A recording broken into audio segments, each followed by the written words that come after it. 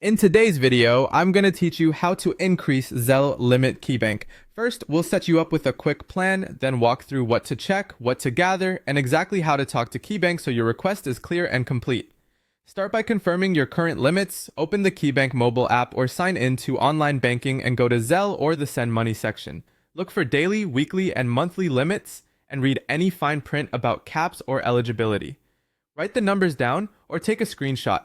Knowing the exact amounts and wording helps you make a precise request and prevents back and forth later.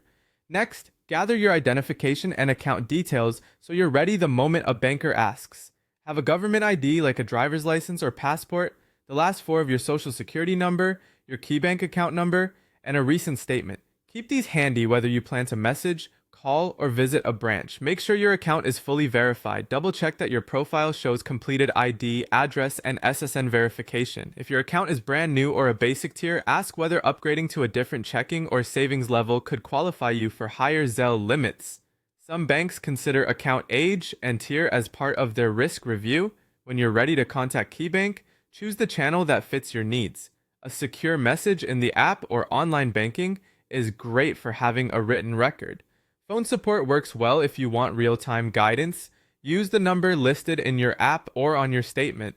If documentation is likely, visiting a branch is often the fastest path. Be specific about what you need.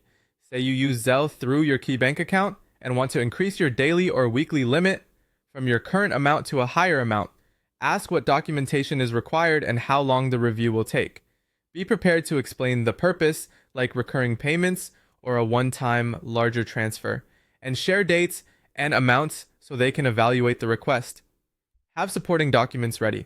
That could include proof of income, such as recent pay stubs or tax returns, or a simple business ledger or invoice if it's for business use. You may also be asked for additional ID or proof of address. If your request is denied, calmly ask for the reason and the exact steps to qualify in the future. Also ask whether a temporary or one-time exception can be approved for a specific transfer.